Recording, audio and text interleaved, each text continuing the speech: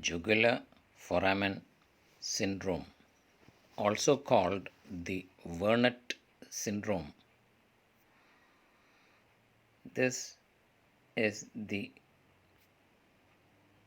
jugular foramen. That is the jugular foramen. And in front you see the internal acoustic meatus. Lateral to the foramen magnum, that is the foramen magnum. Lateral to it is the jugular foramen. The two jugular foramina are openings in the skull base located on either side anterolateral to the foramen magnum. This is the jugular foramen anterolateral to the foramen magnum, in front of which is the internal acoustic meatus. This is the jugular foramen. The main structures which pass through this foramen are the glossopharyngeal nerve, ninth nerve, vagus, 10th, and spinal axillary, 11th nerves, and the internal jugular vein. Again, the structures passing through the jugular foramen are the 9, 10, and 11, glossopharyngeal, vagus, and spinal axillary nerves, and the internal jugular vein.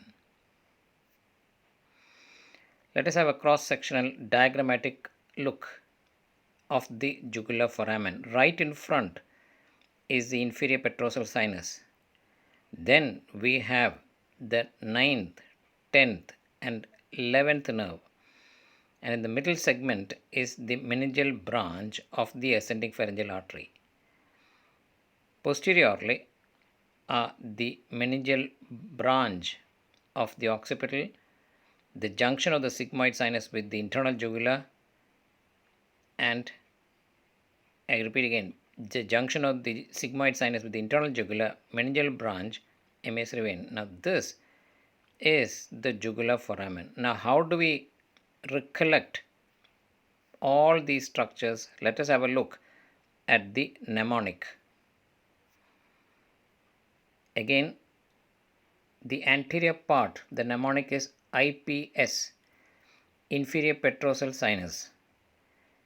The middle part, the mnemonic is 9, 10, 11 MAP, which stands for 9th, 10th, 11th cranial nerve, MAP standing for the meningeal branch of ascending pharyngeal artery. And the posterior part mnemonic is JO, standing for jugular vein, occipital artery, emissary vein. Repeat again, IPS, 9, 10, 11 MAP, JO, all the structures that pass through the jugular foramen. IPS 9, 10, 11, 9, 10, 11 and MAP, and JO.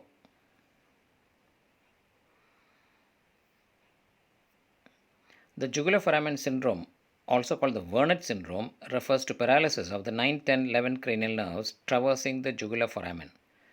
Vernet first described it in the Paris Medical Journal in 1917. Etiology. A constellation of conditions can lead to this syndrome. Let us have a look step by step. Congenital, primary cholesteatoma.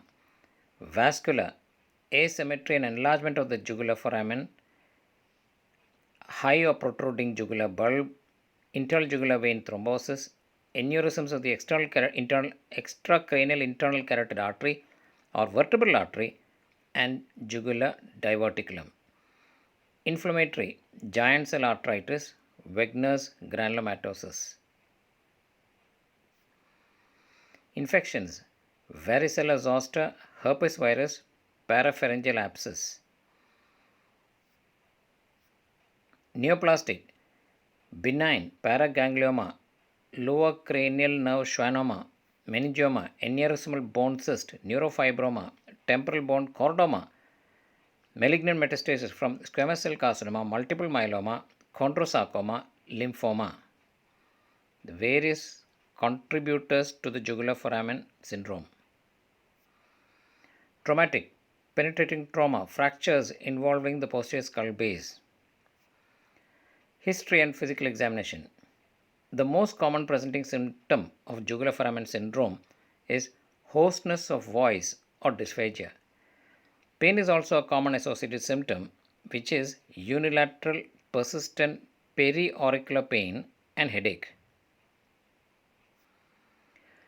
Let us have a look at the clinical features by the structures affected. Vagus nerve. Vagal compression initially causes paralysis of the laryngeal muscles, leading to hoarseness and a nasal pitch. If the nerve gets compressed further, it results in unilateral paralysis of the soft palate and deviation of the uvula to the normal side.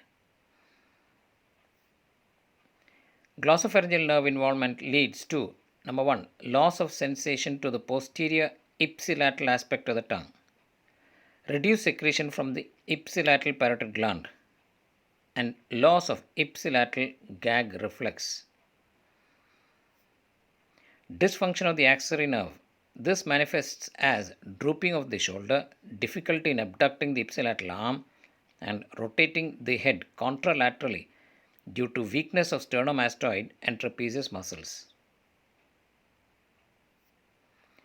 Obstruction of the traversing venous sinuses and veins. This results in headache and papilloedema due to intracranial venous congestion, leading to cerebral edema and raised intracranial pressure. Diagnosis. Gadolinium enhanced MRI for vestibular schwannoma, MRI and biopsy for nasopharyngeal carcinoma, based on various nerve palsies, NCCT for occipital bone fracture. A whole lot of diagnostic armamentarium has to be employed in diagnosing the causative condition. And the treatment is based on the etiologic factor. This is an overview of the jugular foramen syndrome, also called the Vernet syndrome.